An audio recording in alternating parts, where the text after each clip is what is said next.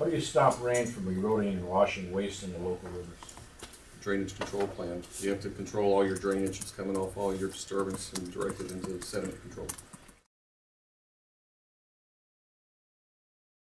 This water issue is a big issue, especially if you're downstream from the mine. And how far from the mine would you say that if there are water issues, if there's drying of wells or something like that, how far could it affect? I mean, and I know that's a tough question. And that's not one that we can answer. That's why we want to hire the hydrologist to do the studies for us. We're just at the beginning of our study part. So again, we're doing hydrologic studies. We're also putting in wells and doing tests to see how the groundwater reacts, so that we can have a prediction of where things reach out. So we have to do all the study necessary to prove to show the DNR and the Army Corps of Engineers that those issues, those concerns won't happen. That off the property site, that the water is protected and safe. And right. If that can't be shown, then the DNR and the Army Corps will not issue a permit.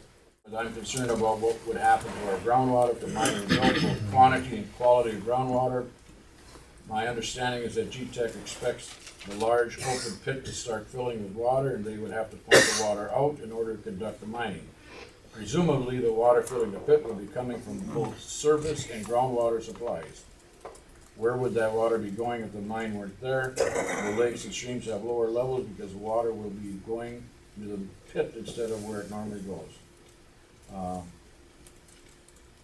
Long question. Yeah. Lots of different... Wants to start on that one, me? Okay. First of all, hydrologic studies again. And the other thing that we want to find out from those studies is how can we prevent water from coming into it. So there are techniques we can do, because everything that comes in, even precipitation, we have to pump out. And that, you want to get the water out of the area so you can work safely. The studies will also show us how much it reaches out. It's going to answer a lot of the questions that you're having is once we get the scientists to really work on it. I mean, there's a lot of concerns about groundwater and whatever, especially for the folks that live realistically downstream from the mine. Right. And I'm talking about to the north and to the west of that mine. Yep. What percentage of water will you recycle? X amount of gallons per day you use, how much of that will be recycled? I don't know if we have an answer to that. That's related to the processing design. It would be related to the type of separators we decide to use. It would be related to the size of the grinding units that we would have to purchase. And all of those are answered with the bulk samples that we will take and then use that information to size our equipment. And then once that's sized, you can go out and establish what the flows are needed to transport the material throughout the process. And at that time, also do the recovery or the recycling. It's like a radiator. Once it's full and running, you don't go and change that every time you go into a gas station. I mean, it's pretty much a closed circle. But the intention is to have it be a closed circle, that water is going to stay in the system and just replace the water. You use 75%, so you got 25% you're not using. What happens to the waste or the dirty water? Where's that going to go? You're going to have some kind of a pond? The intention is that doesn't go out, that is recycled. I mean the dirty water. After you recycle it, say you use 75% again. What happens to the 25%? The dirty water. There's storage ponds on site. That's what I'm saying. There's going to be drying ponds. Settling ponds. Right? Yeah. So okay, thank you. Through. Now, just to go a little bit farther too, we will consume water. There will be water that will leave with the product as just surface water. There'll be evaporation. So it's not, there will be water consumed, but the quantities, we don't have those tied down yet. See, it must concern a lot of people that they don't want to run into the creeks and streams.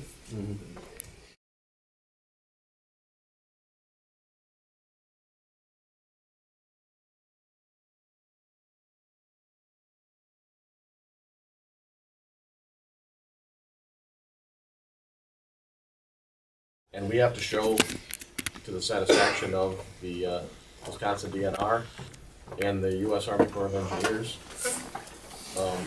what the hydrology is, what would happen with the water, and that we wouldn't be drawing down those areas. We did okay. That's the answer? I think the whole key to this is, if it has those kind of effects or projects those kind of effects, and a permit's not issued, we're not mining. Right. I know these questions are kind of all, but they're. No, it's things a that good are question. concerned. These are questions that people are very concerned about. The new mining law eliminated a requirement previously in place that said a mine's waste facility should be located so that the tailings pipelines do not cross any major water course or pass through any wetlands. Can you explain why this protection was removed? And will tailings pipelines cross Tyler Forks, Bull, Gus Creek, Devil's Creek, or Bayou Creek? I know I killed that pronunciation, but. That's because it's on the Ashland side, is that why? Baloo?